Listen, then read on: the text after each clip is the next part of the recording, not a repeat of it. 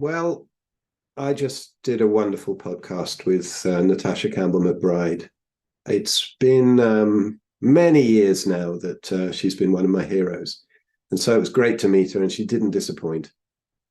We got into a lot about autoimmunity, and I believe that the first question I asked her, her response to it, is probably the most comprehensive and best and most eloquent explanation of autoimmunity I've ever heard. So please check it out.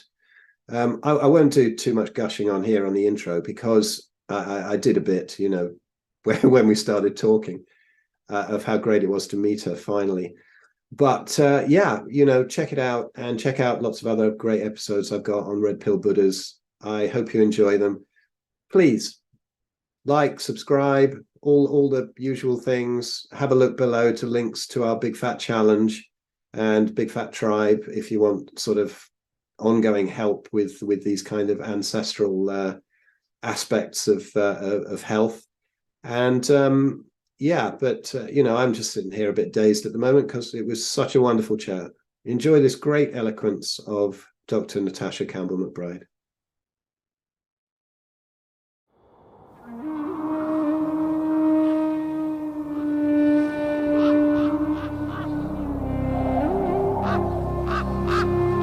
Son of a lighthouse keeper, through cons and a wishing well, prayed for a love to call his own, a love to break the spell. Hello, everyone. Welcome back to the Red Pill Buddhas podcast. And I've got to say, I'm very excited today because there's one of my absolute heroes, Natasha Campbell McBride. And I'm not going to do a massive intro about what Natasha's done because I think probably all of you know, particularly the people who'll be watching this podcast. But it's funny. I've managed to meet all my heroes, I think, in the diet world. And Sophia Clements and Sean Baker and Anthony Chafee, Jack Cruz, and I've never quite managed to meet Natasha. And thanks to our mutual friend Ahmad Malik, who introduced us, Natasha's agreed to come on. It's probably just as well, because I've always said to people, if I ever run into Natasha at any event, I'm just going to run up and give her such a massive hug. And so it's probably best we meet like this so that she doesn't have to call the police. But just to fill you in quickly on why I'd love to do this, Natasha, it's really, I'd love to pick your brains about autoimmunity. My story is that, I wrote books on plant-based eating and Ayurveda and studied it for about 30 years. And then at age 48 in 2010, I ended up totally crippled with psoriatic arthritis. And I had to throw out everything I thought I knew. But first of all, I had a vegan experiment and ended up losing about 90 pounds, including all my hard-earned muscle. And all I ended up with was kidney stones. And eventually I found Natasha's book, the original GAPS book. And it really saved my life. It made so much sense. It was beautiful. And that and Jack Cruz's website on all the sort of light and circadian rhythm and stuff like that absolutely saved me. And I went on from there. I remember early on in that time, I remember hearing an interview with you, Natasha, and you said, or maybe it was in the book, I can't remember, but you said there are some people who have eaten nothing but meat and they're still absolutely fine. And I was like, whoa, that's a bit mad. It took me about another 5 years, but it's been 8 years since my last vegetable now, and I'm doing very nicely. So I just wanted to pick your brains, first of all, apart from saying thank you so much and welcome.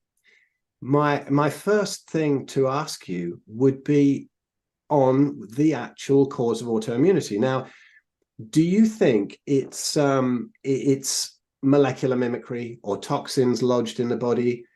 Or do you think it's a combination of both, or is it more complex than that? People always say to me on consults and stuff, what actually causes it? And I say, well, it's a lot of theories, but the cure is pretty much the same. What do you think about that, Natasha? Well, thank you for inviting me to your podcast. I'm delighted to be here. And I'm very happy that you've recovered. Thank you. From your health problems. And a lot of it with your help. I'm delighted. Psoriasis is an autoimmune disease. It is. And the fully blown one usually involves the joints as well, not only the skin. because majority of people are familiar with the patches on the skin in psoriasis, but not many people know that the joints get involved as well, and the whole body gets involved. So coming to autoimmunity, I've described it in detail in this book. That's my latest book, Gut and Physiology Syndrome.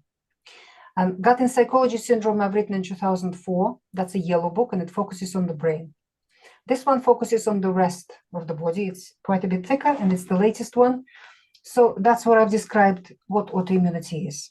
Because I completely disagree with the mainstream idea that theory of autoimmunity was created by, likely to have been created by the big pharma in order to sell their drugs, because that theory serves their sales very well and brings them a lot of profit.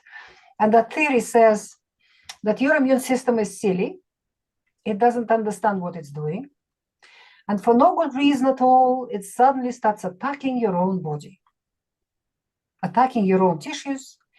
So since the immune system is so silly and such a rogue, we take a great big stick in the form of steroids or other pharma drugs, pharmacological agents, and we just beat the immune system down to the floor. So it's disabled and it cannot work, and it stops attacking your body for no good reason and stops causing symptoms.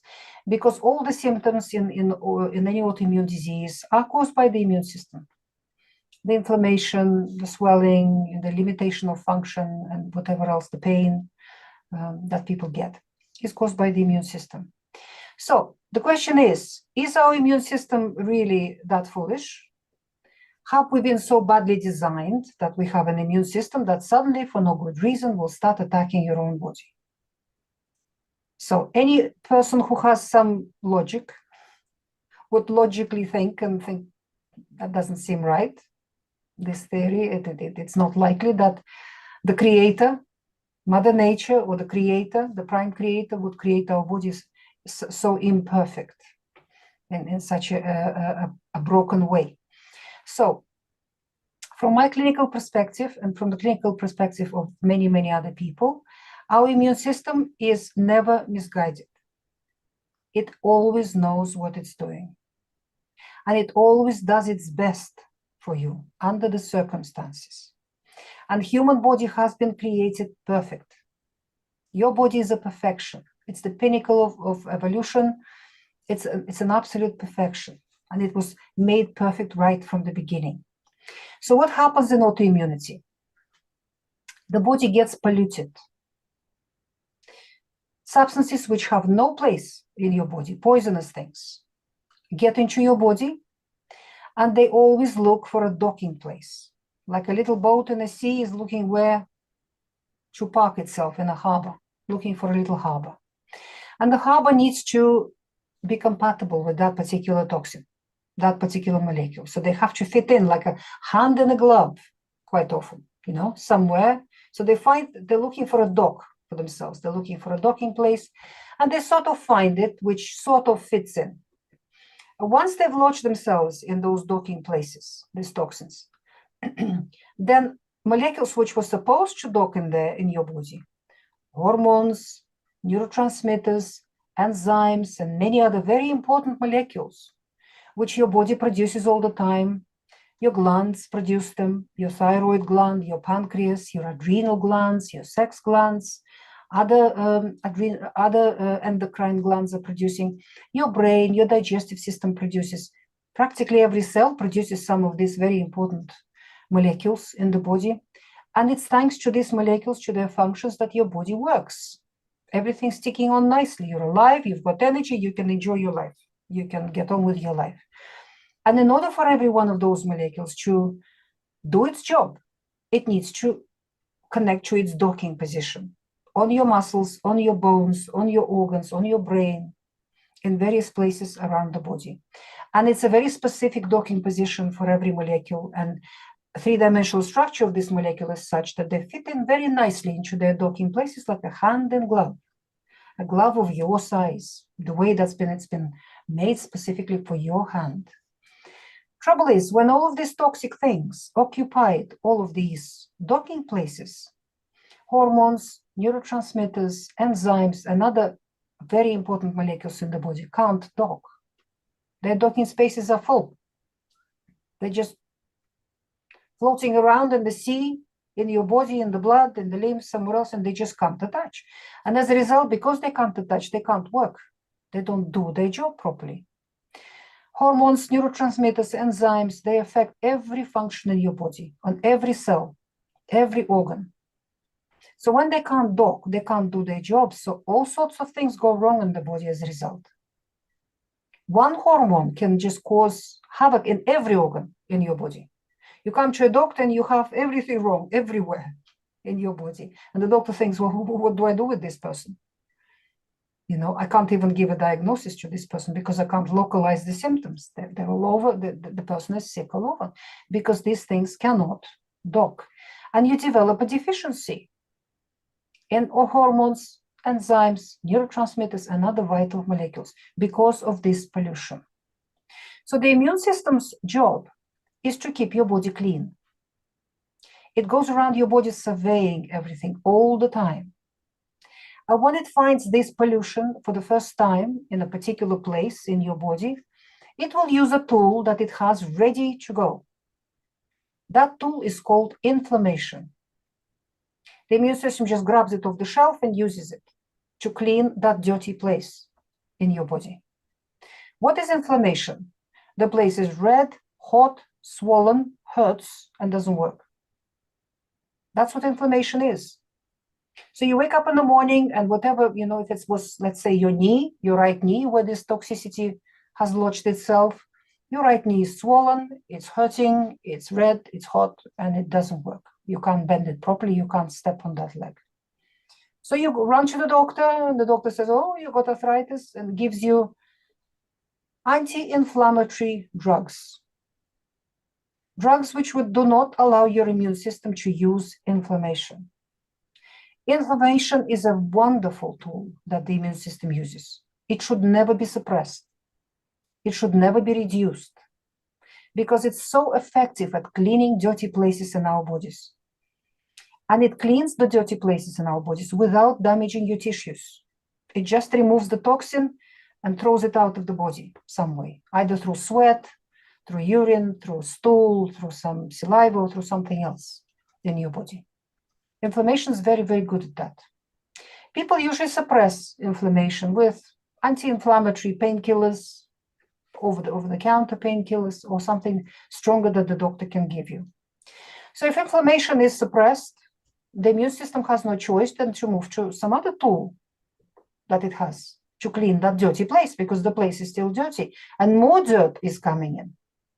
More pollution is coming in, polluting more places in the body. And every one of these particular molecules of pollution, they attach themselves to a particular protein. The usual protein, the typical protein that's attacked in the body by pollution and like a magnet for pollution is collagen. Vast majority of protein in the human body is collagen. It's an elastic protein that holds our bodies together. From collagen, the structure of your bones is made. The lattice structure of your bone is made of collagen. It's like bookshelves in your bones, collagen. And then the calcium settles on those shelves, forming your bones. So osteoporosis, softening of the bones, is not lack of calcium. It's not lack of the books. It's lack of shelving. The shelving is all broken because there's no collagen. So the books have nowhere to stand. They just get washed away and you get osteoporosis. So pumping yourself full of calcium is not going to help. You need to rebuild the shelving first with collagen. The structure of your muscles is made out of collagen. The structure of your ligaments, your joint capsule, the surfaces of the bones which rub against each other, the liquid inside the joint is all collagen. The sheath where your nerves travel is collagen. The structure of the nerve itself, all these sort of supportive structures in the nerve are collagen. The structure of all of your blood vessels, all of them, including your heart, is made out of collagen. Large percent of your heart, arteries, veins, capillaries is collagen. The structure of every mucous membrane in the body is collagen. The structure of every capsule of every organ, because every organ has a capsule, and it has ligaments that hang that organ inside your body in a certain place. So it's nicely hanging. All of those structures are collagen. And collagen is like a magnet for toxicity. A lot of toxins attach themselves to collagen. And as a result, they change the three-dimensional structure of those collagen molecules. The immune system finds them, looks at them and says, gosh, you're not mine. I don't recognize you. You must be my collagen, but you look very different. So the immune system first will try to use inflammation to clean that collagen up. But people suppress inflammation routinely. They start taking painkillers in this country, in any country in the Western world. So inflammation is suppressed, it's not working. The immune system then, what does it do? It studies the three-dimensional structure of this changed, polluted, contaminated collagen and starts manufacturing cells which can gobble up the whole thing, digest it, and remove it. And these are antibodies, and that's what it's called. That's what's called autoimmunity. So the doctor takes a blood test from you, finds these special cells for gobbling up that contaminated collagen, and says, oh, you've got an autoimmune disease. And they jump to the mimicry phenomenon fairy tale given to them by Big Pharma, which says that your immune system has gone rogue, it doesn't know what it's doing, we need to beat it up and destroy it. So here's a drug for you to destroy your immune system. We cannot live without immune system. Lots of things will go wrong in the body if you are killing your immune system. If you're taking steroids, prednisone, or some other drugs which are similar, or something even stronger, like cytotoxic drugs that very often they use for autoimmune disease. So in reality, what we need to do, we need to support our immune system. And any person with a logical mind will say, well, we need to stop that pollution coming into the body, right? We need to stop polluting the body. So because your body has a powerful cleaner inside it called detoxification system. That cleaner is walking around 24 hours a day with a mop and a bucket all over your body, cleaning you up all the time. But if this system it's got a headquarters in the liver and departments in every cell of your body, this detoxification system. But in a person who is too polluted, the detox system is so overburdened with work, it's overwhelmed. It breaks down. It cannot clean you up anymore. So that's another problem we need to deal with. Your immune system is fighting and does the best it can do from the end side of the problem. But when the toxins come in, the detox system is not working very well. So where are these toxins coming from? What are these toxins? Why is the body getting polluted in a person? More than 90% of them come from the digestive system. Without fail, it is your gut. That's where the majority of toxicity comes from. Here we come to gaps. Human body is a microbial community. That's what many people don't realize. There are far more microbes in your body than there are human cells. You are a microbial community, a very complex one, a very balanced one, a beautiful, amazing microbial community. And a healthy person, every microbe is present. The fungi are there, the viruses, bacteria, protozoa, archaea, 2-meter-long things too, worms and parasites and all sorts of other things, they're all present. And they all control each other. They don't allow each other to get out of control. So as a result, you have a balanced, harmonious community. There is harmony between them all and between your body as a result. And these microbes, they make sure that they feed you, they protect you, they just do a myriad of things for us. We cannot live without them. So if you are afraid of microbes, you're afraid of yourself because you are made of microbes. And the headquarters of this microbial community, the big ministry, the big government of it, is sitting in your digestive system. There are microbes everywhere in your body, in your blood, in your heart, in your lungs, in your veins, in your spinal liquid, in your brain, everywhere. Everywhere there are microbes, but the big ministry is in the digestive system. The reason for it is that that's where we put food. And the most powerful influence on any microbial community in nature is food. And that's where we place our food, don't we? Into the digestive system. So here we come to what cues this whole situation, what actually has the big effect on it, and what actually causes every disease in the world. Food. You are eating wrong food. When you eat wrong food, your microbial community changes, and microbial community responds to food, to changes in food very quickly, literally within hours. Certain species of microbes start disappearing, other species appearing, and the whole microbial community changes. And what's happening in the gut, in the microbial community, will then pull the rest of the microbial communities everywhere else in your body, no matter how far away that place might be from the digestive system. They communicate with each other instantly on a biophysical level. So if you are buying your food in a supermarket, the usual typical supermarket where it's so comfortable to push that trolley and throw those packets in, all nicely packaged, clean, looking all cleaned for you, washed for you, pre-prepared for you, then you are eating antibiotics for breakfast, lunch, dinner, and in between. Because who stocks the shelves of supermarkets? Industrial agriculture. Industrial agriculture uses a myriad of chemicals for growing food, most of which are antibiotics in their nature, broad spectrum antibiotics. The most powerful one and the most ubiquitous one nowadays is glyphosate. It's the active ingredient in the Roundup herbicide. And so many people in the Western world spray their driveway with glyphosate because the manufacturer says that it's completely harmless. The manufacturer is Monsanto and Bayer, and people trust these corporations for some reason. So glyphosate is now used in enormous, monstrous amounts on every crop that they grow, every commodity crop. And they spray it throughout the growing season several times, and they spray it right before harvesting. They literally douse the produce when it's fully grown because it desiccates the plant, it dries it up, and it's easier to harvest.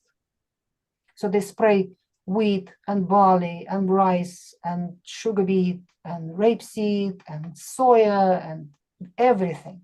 Everything that they grow, they spray with glyphosate just before harvesting. So your bread, pasta, baguettes, biscuits, cakes, anything made out of flour, your sugar contain monstrous amounts of glyphosate. And there are no industry standards to test for it. Everything practically you're buying in the supermarket, you are eating glyphosate. And that's only one chemical. There's lots of others. Natasha, So when you eat them, you're damaging that microbial community in your gut. You're killing off a large proportion of the microbes. So what's left in there gets out of balance and becomes pathogenic, becomes monstrous, becomes rogues. They digest food in their own way, converting it into millions of poisonous chemicals. At the same time, they damage the integrity of your gut wall, making it porous and leaky, literally holes develop in your gut wall. So all of these poisons absorb, they get into your body, they attach themselves to collagen, and not only collagen, many other proteins get contaminated in the body. We just talked about collagen. They pollute them, they contaminate them, and you get autoimmune disease. So that's how autoimmunity develops in the human body. That's a long answer to your question. Oh, I was transfixed. I've never heard such a good explanation. That was brilliant. And I've got to say that, to anybody listening to this who thinks that, maybe they can take the odd painkiller or whatever, or the odd non-steroidal anti-inflammatory, from somebody who's tried that during flares, it might give you a day off, or not even that. It usually gives you like a day half off. And then you pay for it the next day. You can feel that the body needed to do that inflammation, and that you've really just got to sit it out and do the right thing to keep you strict. It is such a tragedy. I mean, the fights that I had with rheumatologists, I knew I'd find a way out in the end, and I didn't see them for long, sort of about 6 months or something, and only took their poisons for about 2 weeks. But they get so tremendously angry if you tell them that you're going to find a way out. You found this, you found that. I went back, I've told this story a lot of times, but I went back one time when an appointment came up to show them that I'd fixed myself, show this guy, and I was jumping up and down, And I was the only one in the waiting room who wasn't limping, you know. And meanwhile, they're sitting in the waiting room eating chocolate and whatever out of their handbags, and all the joints bandaged up and really heavy they were, and all these chocolate and crisp machines all over the place, and cooking. You can smell the toasted sandwiches as soon as you go in, and you're like, oh my God. And I went in, he got so angry with me. I thought he'd say, oh, well done. He got so angry. He went, now it's going to go into your heart and your lungs. And then it's going to be, you've got to take the methotrexate, you know. I'm saying, no, but look what I've done. I'm the healthiest one in your waiting room. He got so angry, he started shouting and frothing at the corner of the mouth. And eventually I had to just leave, and I never went back. But, you know, thanks to people like you and looking into sort of ancestral health, have pretty much figured it out. One thing, though, what I find with people, you know, even if they're getting organic veg now, I mean, most of the veg now and things in our shops didn't even exist, you know, a couple of 100 years ago or whatever. So we probably don't need them. But, you know, the amount of natural toxins in plants, I've always been kind of aware of them.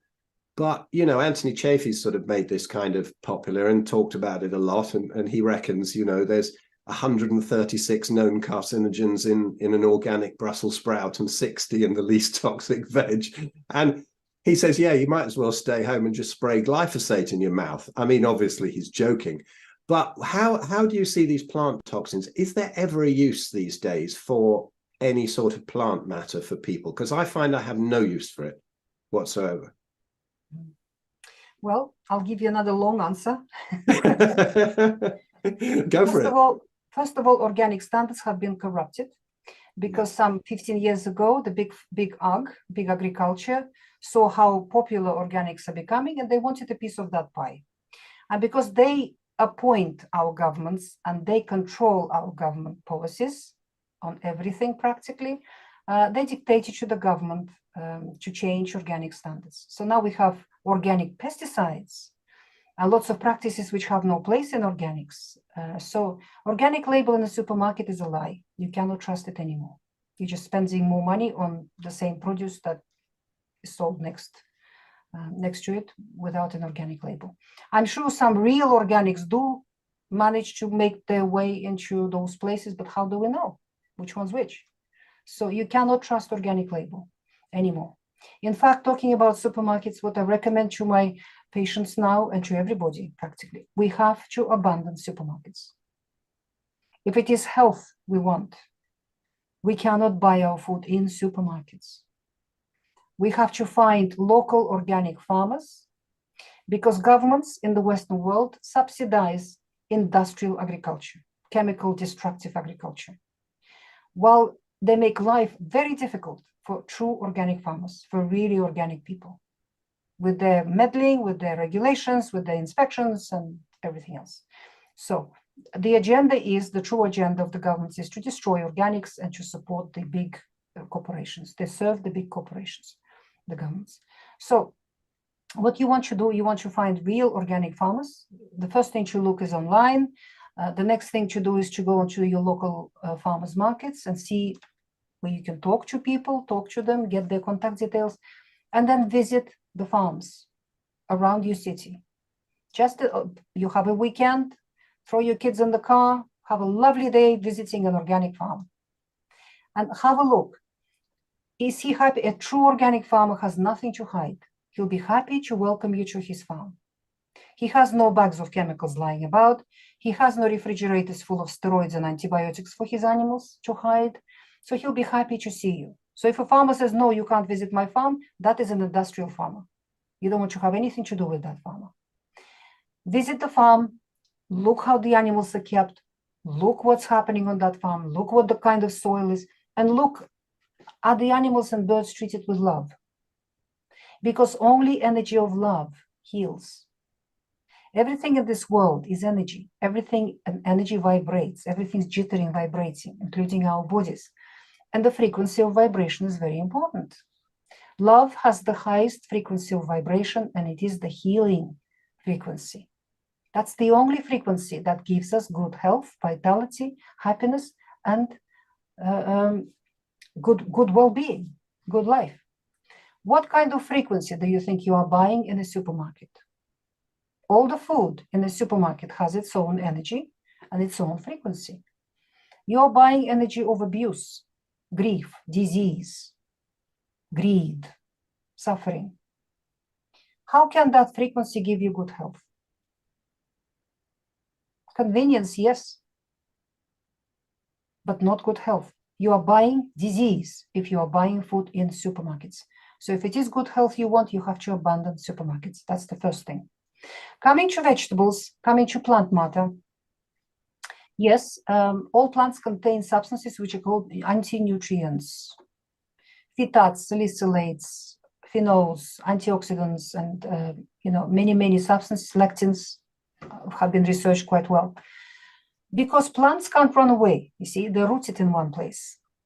So when a predator comes, an animal comes and bites that plant, the plant can't run away from a predator. So the plants, it's their seed that they equip in particular with these anti-nutrients. Because seeds are plants' babies.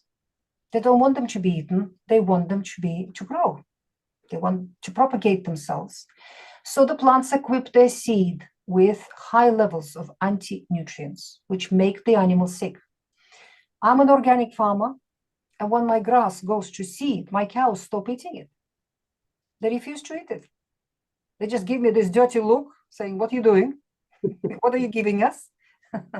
And they refuse to eat it because they know that if they eat the seed, it'll make them sick. It'll give them a tummy ache. It'll make them unhealthy and well.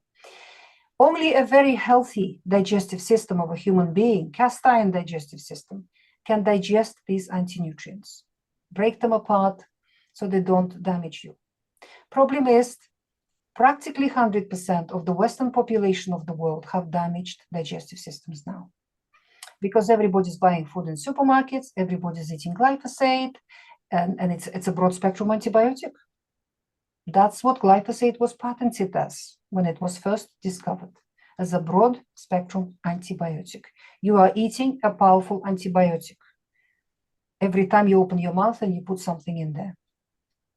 So, and all plants that are in supermarkets contain these substances. So, if your digestive system is damaged, then you can't break down these anti-nutrients. They start damaging you. They start absorbing undigested, not properly broken down, because these pathogenic microbes that start growing in your digestive system damage the integrity of your gut wall. Your gut wall becomes like a sieve, literally.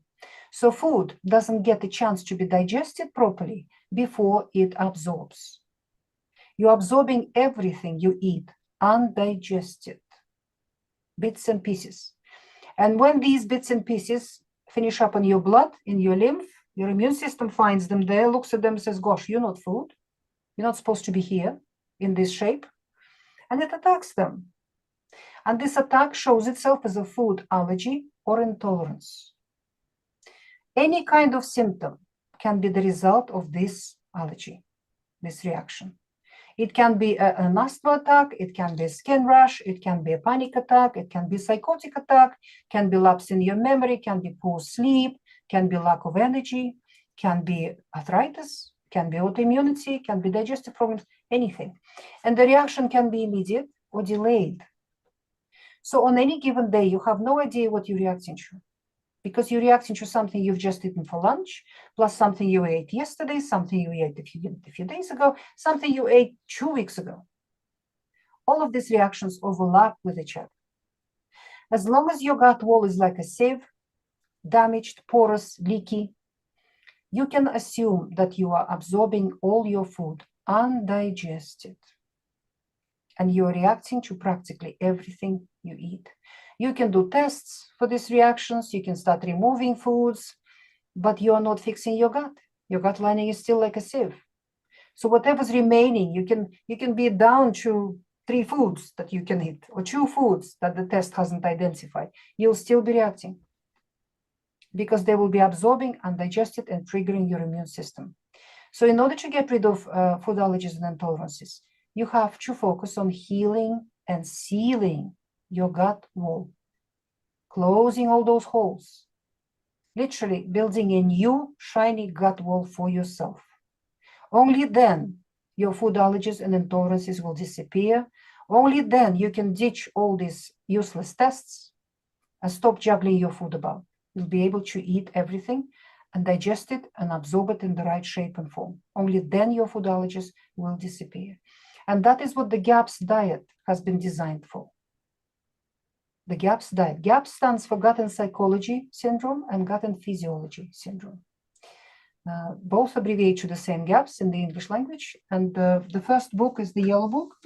This one focused on the brain, because at the time I was dealing with autism, ADHD, other learning disabilities in children, and mental illness in adults, epilepsy as well. So that's when I've written that book, when I accumulated enough clinical experience on those mental problems. So the book focuses on the brain. The second GAPS book, Gut and Physiology Syndrome, which I've already mentioned, focuses on the rest of the body. So this one talks about autoimmunity in detail. But both books are complementary, they go together, and they describe the GAPS nutritional protocol, which heals and seals the gut wall and creates a new, happy, healthy gut wall for you so you digest your food properly. So the more the digestive system is damaged in a person, the less we can digest plants. So here we come to answering your question about the plants, the vegetables, the fruit, the grains, the beans, the nuts, the seeds, all the plant matter that people love to consume. Mother Nature gave us two groups of foods: animal foods, meat, fish, eggs, and dairy, and plant foods. And these two things work in the human body very, very differently. I've written a book on this subject, and I think you've read the vegetarian book, yeah? That's the book where I explain all of this. Vegetarianism Explained. Please read this book and give it to anybody who is considering a vegetarian lifestyle. You may save a life. Yes, so, please don't do the 30 years plant-based that I did. Please, nobody. Absolutely. So what happens? The easiest things for human digestive system to digest, assimilate, and the easiest things for your body to use, to rebuild itself, to heal any damage, to repair itself, are animal foods. And they're absolutely essential for us to eat. We cannot live without them. Because if you take water out of a human body, about 70% of your body is water by weight. By molecular count, about 90%, or even 99%, some researchers say, of your body is water. So when you take the water out of a human body, what's left, the dry weight, is 50-50 protein and fat. When we analyze human protein and fat in a laboratory, we find that they are almost identical to proteins and fats we get from meat, fish, eggs, and dairy. Our human body can digest them very well, easily. They're easily digestible for us. They absorb nicely, and they are ideal for repairing your bones, your muscles, your brain, your liver, your lungs, your heart, your digestive system. Everything in your body, for feeding them, for nourishing them, for building them, for repairing them after any damage. Plants have a lot of protein and a lot of fats, but their biochemical structure is very different from the animal proteins and fats and inappropriate for building your body. They are impossible for us to digest because human digestive system has not been designed to digest plants. They're impossible for us to digest, and they are inappropriate for building your protein and your fat. So plants do not feed human beings. They are not feeding foods. They are not building foods for human beings. People say, well, look at elephants. Look how big they are. They live on. Yeah. Look at the cows. Herbivorous animals like cows, deer, antelope, goats, elephants, giraffe. They have a very different digestive system.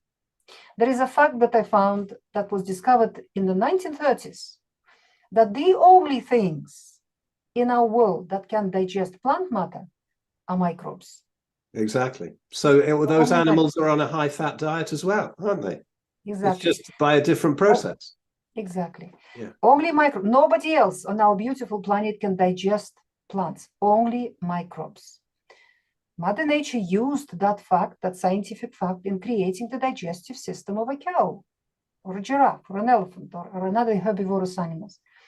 It gave them 3 or 4 enormous stomachs full of microbes. So the cow doesn't digest grass herself. It's that microbial community in her 3 enormous stomachs that digests the grass for her, converting large percent of it into saturated fat. So they'll actually live on a very high fat diet as a result, and digesting all the other elements in the grass and feeding the cow's body nicely. We human beings don't have 3 enormous stomachs full of microbes. We have 1 little stomach, and it produces hydrochloric acid. Acidity can be below 1 pH when we're hungry. Very hostile environment for any microbe to survive in. That is why a healthy human stomach is practically sterile. There's practically no microbes surviving in there at all. There are a few maybe hanging about, surviving, but otherwise there is no microbial community in a human stomach. And then, following down several meters of intestines where absorption of food happens, almost half of that top part is also almost sterile, because that's where the stomach empties its content, full of acid, full of hydrochloric acid. Remember, in order to digest plants, we need microbes. Only microbes can digest plants. So plants are indigestible for human beings. When we eat plant matter, and we usually eat it in a mixture with meats or some other animal food, it's only the animal food part that gets digested in your stomach properly, broken down. Plants just sit there, doing nothing, waiting for their turn. And then that whole content of the stomach is emptied into several meters of intestines where absorption of food happens. And the only things that can be absorbed are things that got digested. Unless your gut lining, of course, is like a sieve, it's porous and leaky. So again, the only things that absorb properly are animal things from animal foods, from meat, fish, eggs, and dairy. That's what absorbs, and that's what builds your body, repairs any damage. And human body renews itself all the time.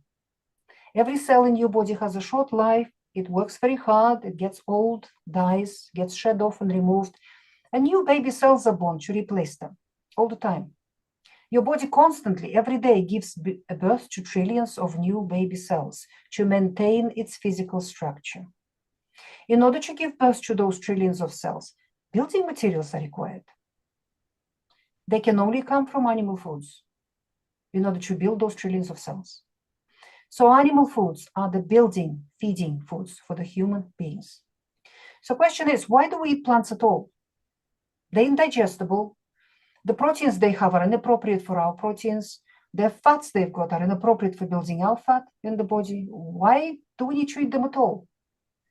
Of course, they give us flavors, colors, fun. You know, they're nice to have. They're nice to have. But the major factor in the plants is that they are cleansers. They are powerful cleansers. All those juices, vitamin C, antioxidants that they have, minerals that they have, they help the human body to stay clean on the inside. So they cleanse us. And then as they go through the stomach, through the intestines, and land in your large intestine, called the bowel at the end, that's where the majority of the microbes live in your digestive system. That's the equivalent of the rumen in the cow. You know, those 3 enormous stomachs in the cow are called the rumen. So that's the equivalent of that cow's rumen in us, human beings.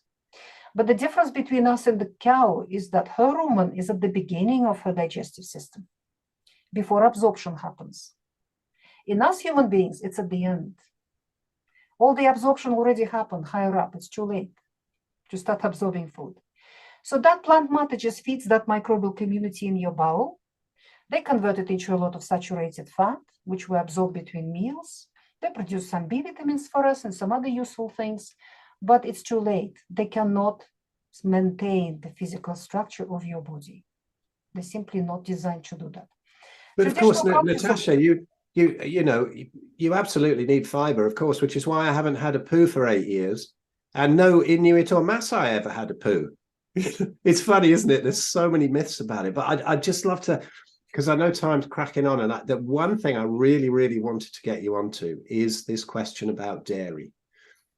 Because I sort of look at it ancestrally. If I could live on cheese, I would. I love it. You know, I can eat it forever.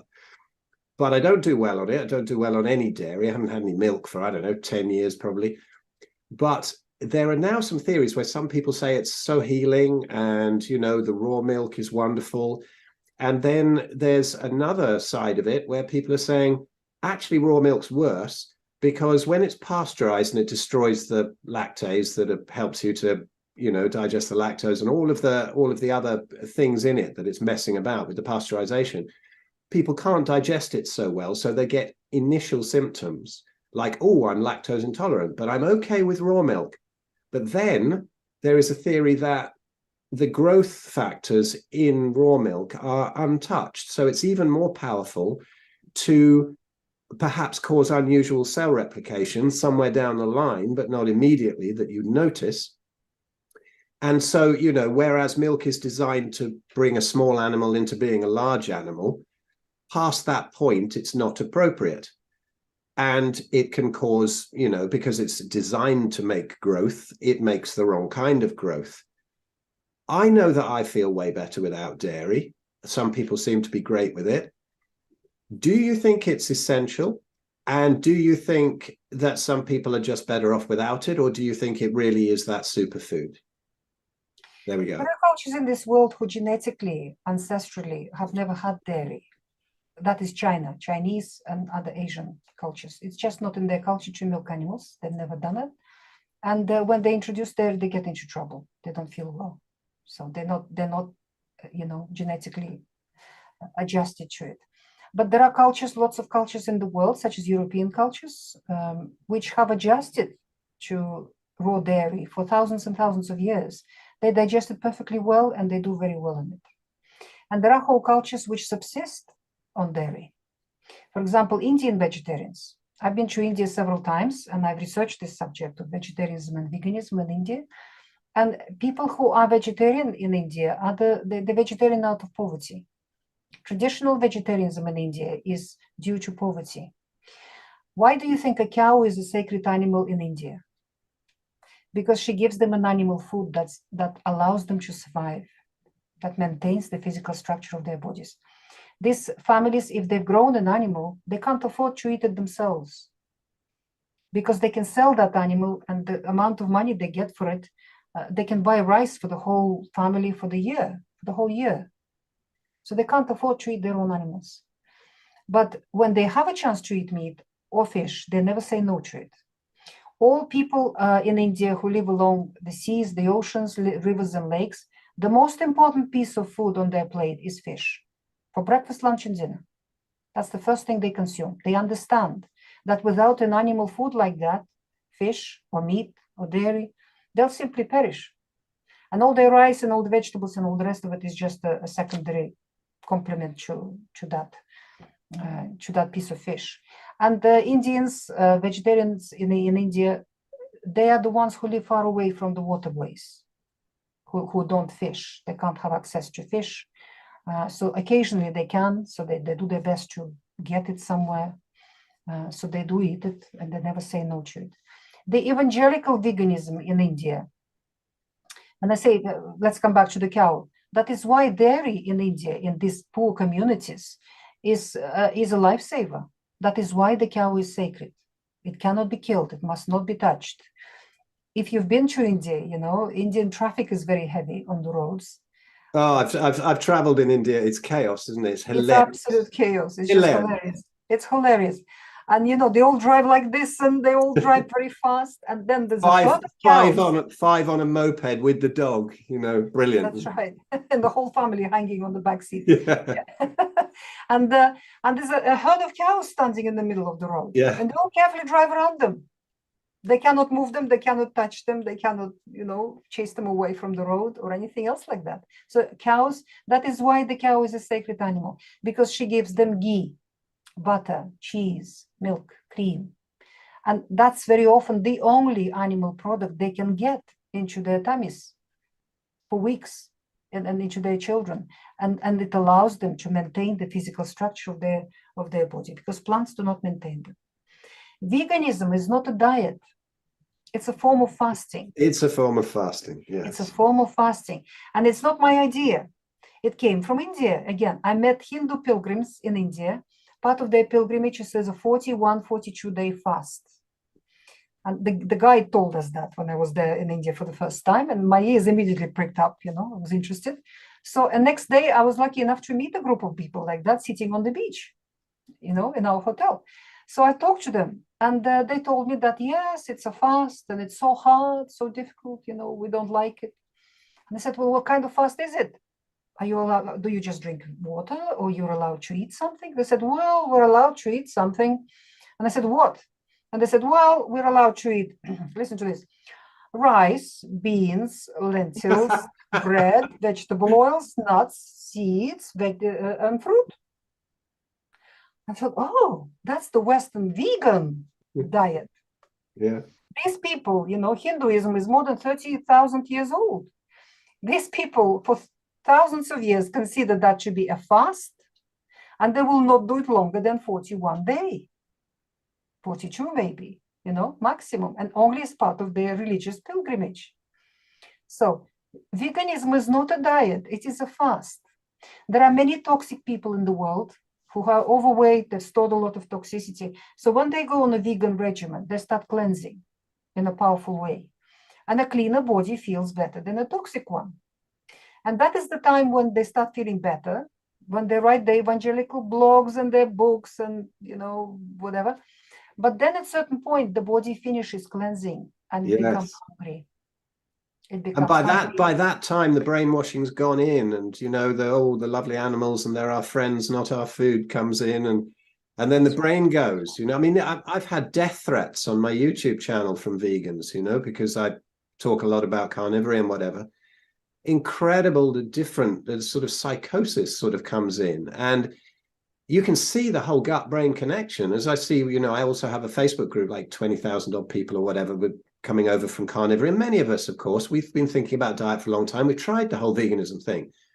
And they say, I can't believe how my brains come together, And I think, I think so much back to your work, when I first came across it. And so many people didn't make that connection between the gut and the brain. We see this beautiful depression healing up, and you've seen it. It's old hat to you, isn't it? You've seen it forever. But and then they realize that at a certain point down the way, the plant toxins kick in. But I wanted to ask you a little bit about fasting. And I've got about 3 more questions, but can I grab you just for a tiny bit longer, maybe? Because I'd love to ask you these things. But fasting. Back in the day, I think the longest one I did was maybe 11 days water fasting, but that was at the time when I was sort of into my veganism. It wasn't helping the autoimmunity, it wasn't helping the inflammation. So the days when I could actually run around were the days when I wasn't eating, which I think shows people that it is definitely something to do with food, because if you fast, generally the symptoms go away. Absolutely. Now, I lost a load of weight, including muscle mass doing that. I've since looked into a lot and tried, some stuff that comes from sort of Filonov's research of the dry fasting. But when you're nourishing yourself, I think, in the correct way, you don't really need that kind of fasting. But what's your view on these people that do these really long fasts? Because I used to think, yeah, that's great, but it takes away the symptoms, but it doesn't give you the building blocks to actually heal the gut and seal the gut and nourish all the tissues. But do you think there's a place for actual fasting, water fasting, and particularly dry fasting, where maybe you're causing more apoptosis, more autophagy, perhaps mopping up more deuterium in the cells that's come in from plant foods and bad water? And what's your view on fasting these days? I've got a whole chapter on fasting in this book. Brilliant. I thought you might. Where I describe different forms of fasting, but most importantly, I describe how to come out of a fast. Because in every fasting clinic that you will go, and I have fasted several times, and I went to different clinics, they all hard set on making you a vegan after that fast. Yeah, they do. They all make you come out of a fast on a vegan regimen. The trouble is, you see, with veganism, is that in order to be able to digest plant matter, you need to have a cast iron digestive system, 100% healthy, ticking on nicely, perfectly. But problem is, almost 100% in the Western world have damaged digestive system and abnormal microbial community sitting in there because we're eating antibiotics. Everybody's got it damaged. The more your digestive system is damaged, The worse your microbial community is in your digestive system, the less you are able to handle plants. Those pathogenic microbes that overgrow in your gut, they convert plant matter into toxins, into poisons. Instead of properly digesting them the way the cow does it, they convert it through a process called alcoholic fermentation. They convert it into alcohol, acetaldehyde, extremely poisonous stuff, and lots of other poisons. And the more the microbial community is unharmonious and damaged and unbalanced, the worse that situation is. That is why we now have a community of people, a growing population of people in the world who cannot eat any plants. Every time they eat a plant matter, they get sick because they have that kind of microbial community sitting in there, which just whenever you give it any plant matter, it poisons you, makes you sick all over.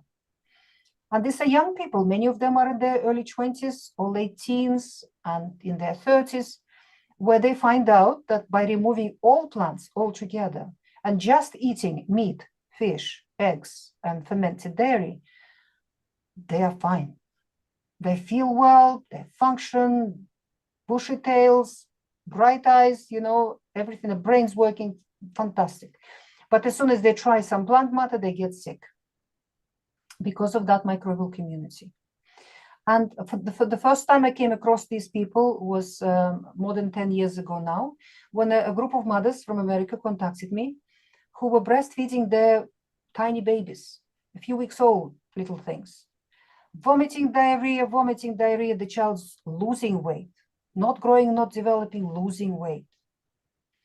They go to doctors discover that the child is reacting to every protein on the planet. So the parents are told to stop breastfeeding, the child's put on a synthetic formula out of synthetic amino acids, single amino acids, and the parents are told you can never give your child protein. And if children follow that mainstream protocol, many of them simply die or develop profound mental and physical disabilities.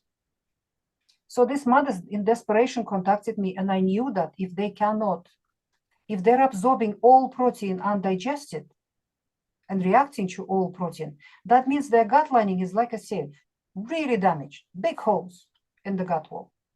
That means their gut flora is very abnormal. Babies, children get their gut flora from their parents, from the mother and the father. We have an avalanche of gaps in the world because with every generation, the gut flora is getting worse and worse in our mothers and fathers, and in future prospective mothers and fathers. So please read about it in my gaps books. So I knew that these children will not be able to tolerate plant matter. So I had to remove all plants.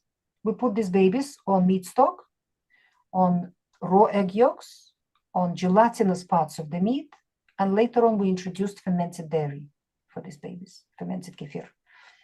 And we started getting results. Vomiting stopped, diarrhea stopped, children started putting weight on, developing. Now some of these children are 14, 15 already. Beautiful children, beautiful, healthy in every possible way, alert, happy, intelligent, doing well at school. There are no deficiencies, no deficit, no illnesses of any description in these children. But what we found the hardest thing to do is to introduce plant matter into their diet. They've been on this this is called a no plant GAPS diet now. It's a variation of the GAPS plant diet that I had to develop for these babies. And it's described in my blue book, in the Gut and Physiology book. No plant GAPS diet. And now there are communities of people in the world who are going on this no plant GAPS diet, recovering from every autoimmune disease, recovering from cancer, recovering from multiple sclerosis, rheumatoid arthritis, schizophrenia, all sorts of so-called incurable conditions. And they're so happy, these people. They have no intentions of starting to eat plants again. Because every time they try, they feel unwell, these people. That's me. So Natasha, I have 3 kids, one of 33, one of 15, and one of 8. And as I've learned more, I've brought them up better, with the food. Except that my 2 youngest from my relationship at the moment, 15 and 8, we were conned into cesarean. And of course, then they're not seeded as they come out, they're not seeded with the bacteria. And so they had certain little autoimmune issues, especially my youngest. So he had a lot of eczema, which has gone now. But it's amazing to see the difference between how I brought them up, because my first son, brought up vegetarian, and at age 12 or so he had aneurysmal bone cyst. His neck is now full of titanium and fused whatever, some other weird autoimmune thing that happens from God knows what. And then my daughter, who is 15, who now can sneak out and get some rubbish, and she does, but she seems to be pretty proof of it because she's to it, because she's got a good gut. But my son, my youngest son, extraordinary. I mean, his physique is amazing. He's so heavy, but he's got no fat on him. He's bright, intelligent, loving. He was basically breast milk and meat, and that was it. And then, for the first 3-4 years until he discovered a bit of chocolate, but he's not had a vegetable in his life. And even if he had a little bite of apple, sometimes the eczema would come back on his cheeks. And it doesn't now. He can have a little bit here and there, and he might have some fries now and again, but really he's 98% meat and fat. That's amazing, isn't it? In one family, you've got the full study, full case study, full comparison. And I've seen it. Even the difference in the jaws and the teeth, how they're coming through. All how you'd look at in indigenous tribes and all of that kind of thing. It's beautiful. It's these children and these people that are telling us that human beings can live perfectly well without eating plants at all. Yeah, totally. But we cannot live without eating animal foods. That's what all the sick vegans around the world are telling us with their illnesses and their disasters. Human beings cannot live without animal foods, meat, fish, eggs, and dairy. So vegetarianism, when people eat some kind of animal foods, like the ones existing in India, when they subsist on dairy and on eggs, they have chickens and they eat some eggs, can be sustained as a lifestyle choice if you don't want to eat meat. And occasional meat, occasional fish will provide some missing nutrients. It is possible to survive as long as lots of full-fat dairy and lots of eggs are eaten on a daily basis, together with all those plants that the person eats. But veganism is not a long-term lifestyle. It is a fast. No one can fast forever. Fasting can be very healing, very beneficial, but for a short period of time, no longer than 21 days. No longer. Hindu do it maximum for 42 days because they are eating lots, but it's a vegan. There's a real sort of mental illness that's come in now where people go through that and then they go, right, I need to be fruitarian, and what I'm aiming for now is breatharianism, and they think they can eat nothing. And I mean, maybe some couple of humans in history have managed to do that, but probably not them. Buying all that store-bought stuff and eating that, it's crazy. I met lots of vegans who believe that by being a vegan, they become enlightened. Yes, this ascending to 5D. Ascending to 5D. This is my pet subject. I've made a load of videos about spirituality and meat eating, and the disrespect, as my friend Ben Hunt, who I run the Big Fat Challenge with, and he says that's such disrespect to our ancestors. Are we saying that there were no enlightened people in all of these tribes that ate meat all down the millennia? And that's what they subsisted. We don't know anything about our ancestors.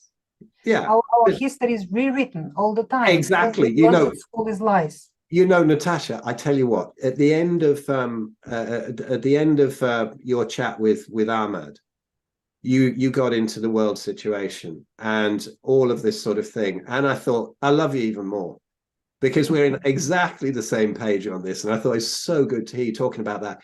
I just wanted this one to focus on autoimmunity because I wanted to get out to as many people, and I don't want my YouTube channel pulled. But I tell you what, if we were sitting there over a cup of bone broth, we'd be chatting all about that nonsense and the psychopaths and whatever that we've written about in our latest book, in the Red Pill Revolution book. That world situation is unbelievable. But talking about, I can combine this last question into one kind of, so bear with me a bit. I've seen the attitude towards your work and similar work changing over the last decade. I remember sort of 10 years ago, I was at a gig and I played drums in various bands, including one that you love, the Daz band, which, we've got that one out there. You can shove the New World Order up your ass. You can shove the poisons vaccines up your ass and all of that. The single that we got, And I've seen the world changing and the attitude towards it. But back then, you know, I was setting up for a gig, and somebody who was playing in a band there was talking to me about his relative who was just about to have their bowel cut out, you know, with Crohn's. And I said, hey, listen, have you ever looked into Natasha Campbell McBride's work? You really should look into that.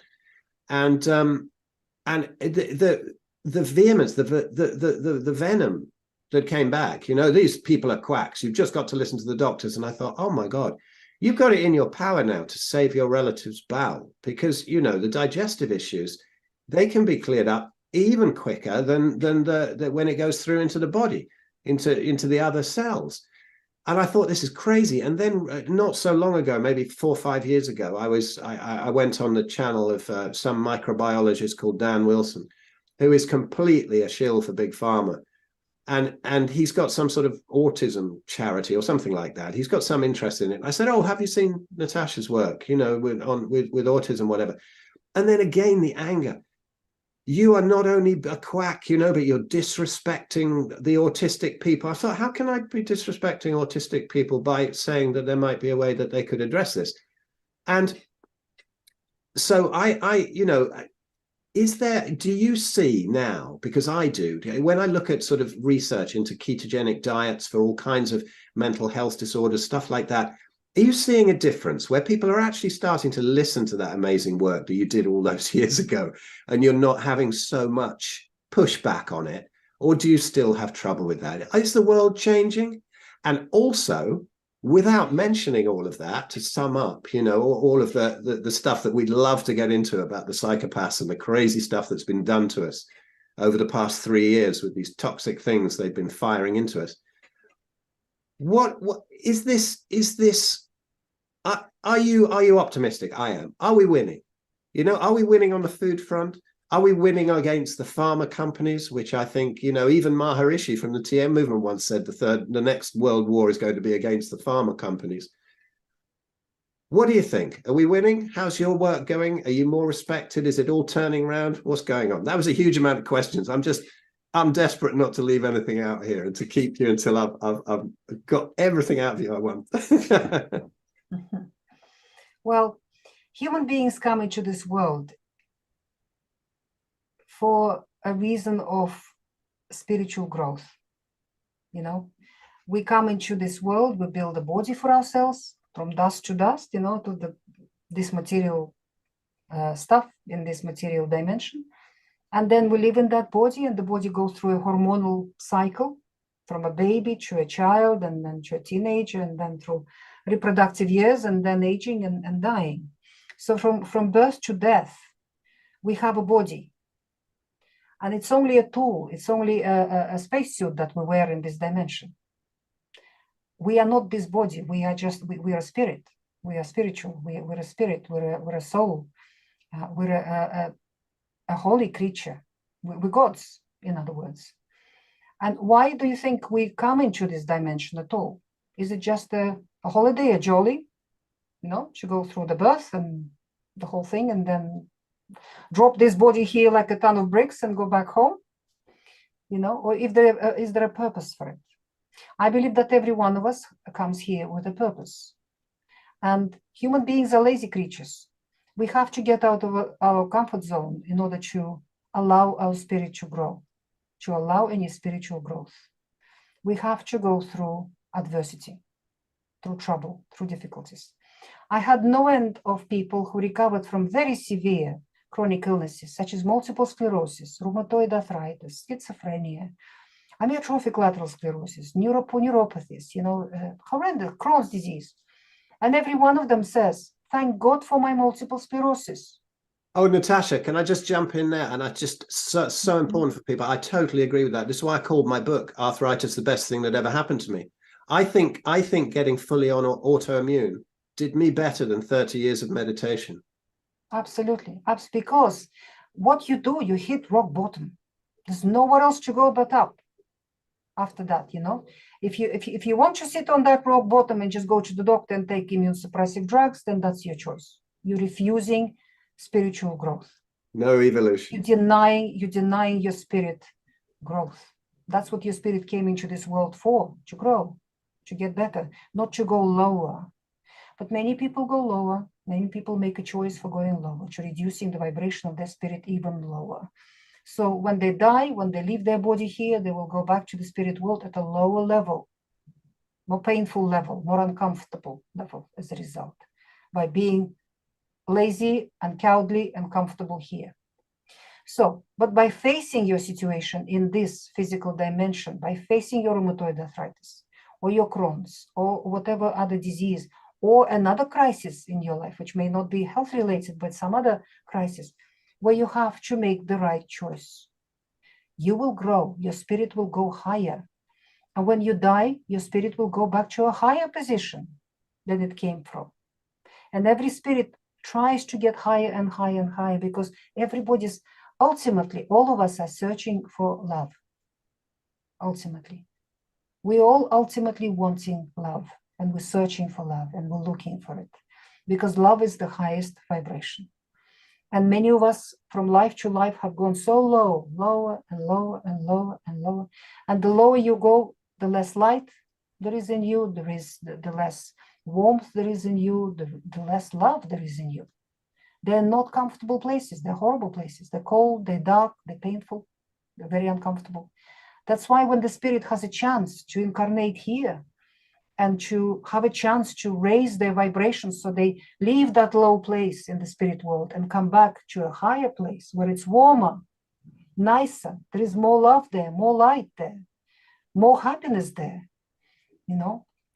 That's what our lives are for, to raise our vibration.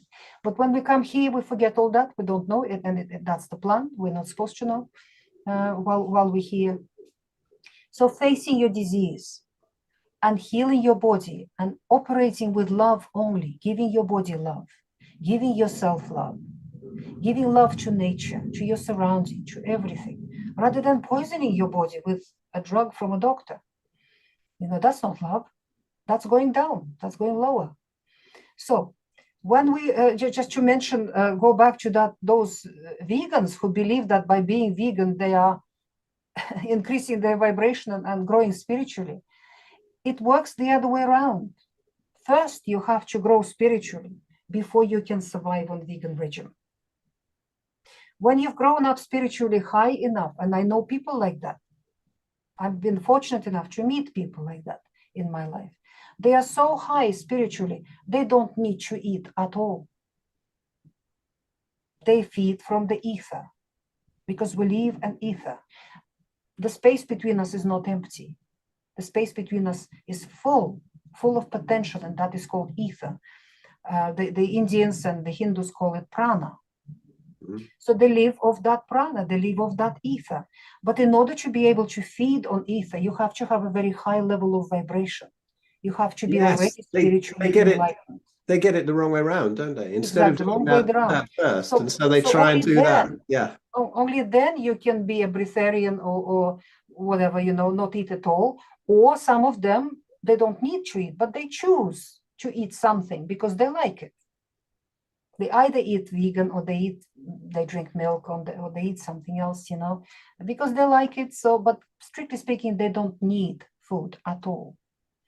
So first you need to be enlightened. Only then you can become a vegan, not the way around.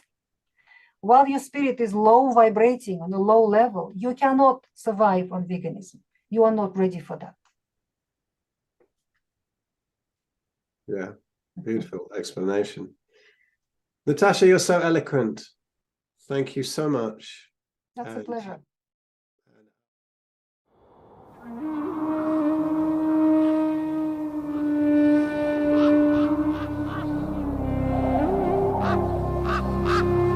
Son of a lighthouse keeper, through cons and a wishing well.